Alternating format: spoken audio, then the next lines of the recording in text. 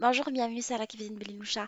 À l'occasion de l'approche de Halloween, alors je vous propose qu'on prépare ensemble des gâteaux de Halloween ainsi que quelques idées de décoration de table pour faire plaisir à vos enfants et vos familles. Alors découvrons ces menus ensemble. Alors je commence la vidéo par un gâteau toile d'araignée. Dans la cuve du robot, je vais mettre les œufs, le sucre vanillé, le yaourt, l'huile ainsi que le café. Alors j'ai préparé un petit café et je vais mélanger tout ça à vitesse moyenne jusqu'à ce que le mélange soit bien mousseux.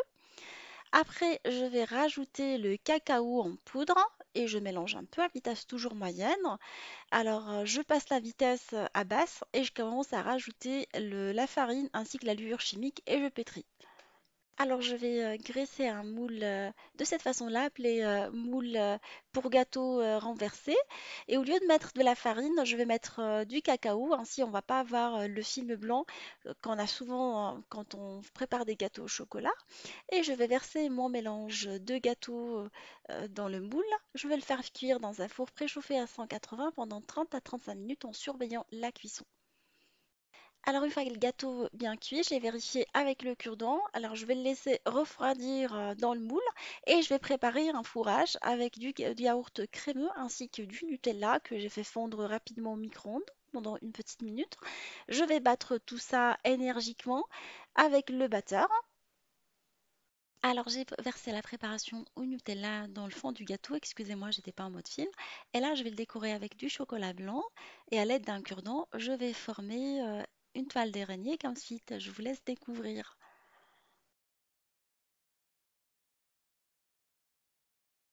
Alors toujours dans le thème de Halloween, je vous propose de préparer ensemble un gâteau sous forme de cimetière. Alors je vais préparer un fond génoise en mélangeant les œufs et le sucre vanillé. Je vais battre tout ça au batteur électrique pendant 5 à 6 minutes jusqu'à ce que le mélange soit vraiment mousseux. Alors je vais rajouter progressivement la farine ainsi que le quart de sachet de levure chimique et je vais mélanger tout ça pour incorporer la farine au mélange. Alors j'ai beurré et fariné un moule à tarte renversé et je vais verser ma préparation de génoise dedans. Je vais la faire cuire dans un four préchauffé à 180 pendant 25 à 30 minutes en vérifiant la cuisson avec un cure-dent qui doit ressortir toujours propre. Ma génoise est maintenant prête, alors je l'ai bien vérifiée. Je vais la laisser refroidir dans le moule avant de la démouler. On risque de se retrouver avec une génoise qui est défaite. Alors, entre-temps, je vais préparer une crème au citron en mélangeant les jaunes d'œufs avec le lait concentré sucré, le zeste de citron et je vais battre tout ça au batteur électrique. Je rajoute également le fécule de maïs, en fait appelé maïzena. Alors ma tarte elle est bien refroidie. Je vais l'imbimer avec un mélange de confiture et de jus que j'ai chauffé un tout petit peu pour en faire un petit sirop sympa qui va pouvoir lui donner de la souplesse. Alors avec à l'aide d'un petit pinceau, je vais l'imbimer complètement.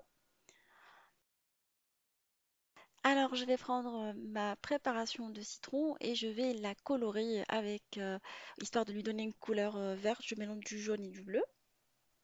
Comme ça va faire une petite coloration effrayante.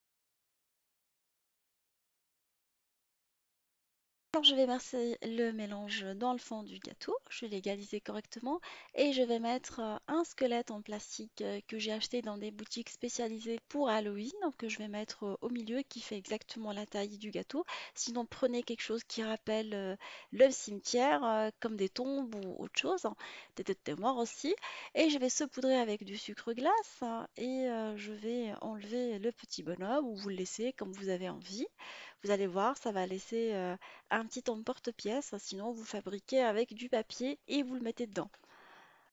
Alors je finis en beauté avec ce gâteau fantôme que j'ai réalisé avec un fond génoise à fourrer avec la crème chantilly, mascarpone, des fruits et que j'ai couverte avec de la pâte à sucre. Allez, découvrons ce gâteau ensemble. Alors j'ai préparé un gâteau génoise selon ma recette génoise inratable que j'ai découpé en trois. Je vous laisserai le lien comme si ainsi vous allez pouvoir préparer votre génoise et la réussir.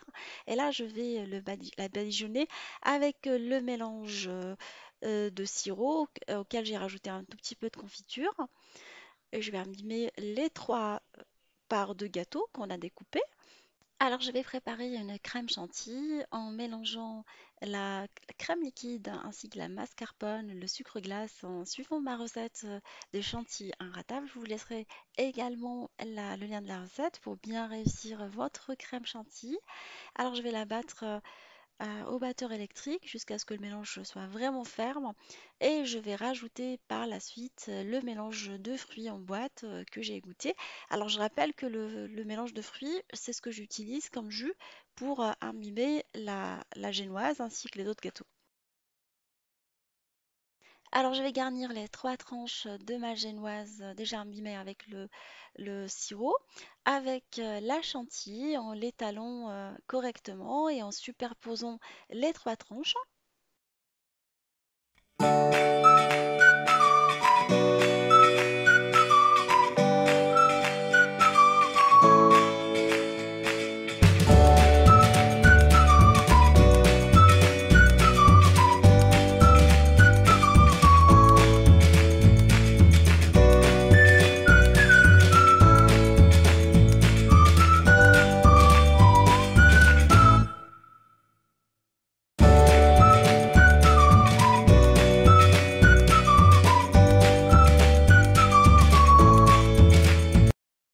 Alors, je vais étaler la pâte à sucre à l'aide d'un rouleau à pâtisserie sur un plan de travail où j'ai mis du sucre glace. Alors, j'ai pris de la pâte à sucre blanche. Alors, j'ai affiné vraiment la pâte à sucre très très fine. Je vous expliquerai pourquoi, parce que je vais faire deux couvertures. Alors, une première couverture où la mesure du cercle, elle fait une fois et demie la taille du gâteau.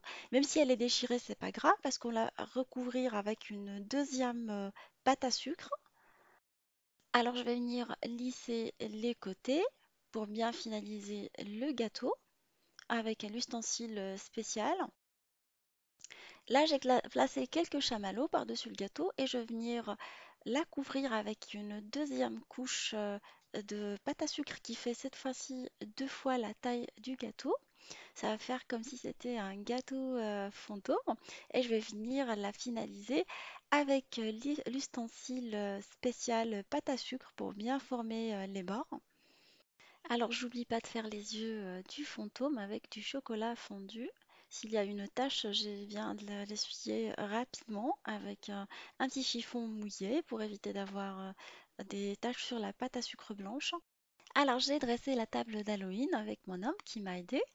Ça fait vraiment plaisir de partager ces moments avec les cousins de ma fille, ainsi que ma fille qui était hyper contente. Alors avec des ballons d'Halloween, des verres, des petits monstres. Alors j'étais dans des petites boutiques sympas qui offraient pas mal de choses d'Halloween. Les assiettes, les verres, les pailles, il y avait des araignées dans tous les sens, ainsi que tout ce qui rappelle Halloween.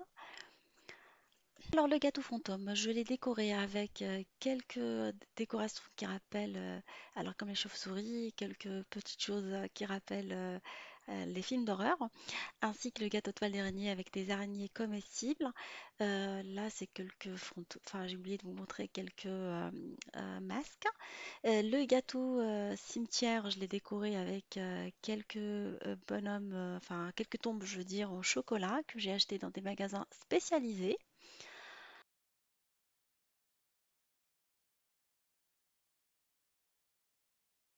Alors, je vous ai découpé le gâteau fantôme pour voir l'aspect intérieur,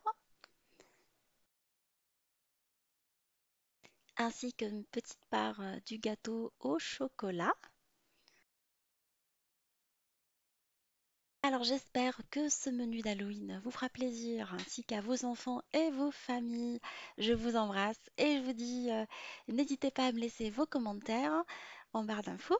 Et on se retrouve sur la cuisine de Linoucha avec des nouvelles recettes, un nouveau voyage culinaire. Gros gros bisous, à bientôt!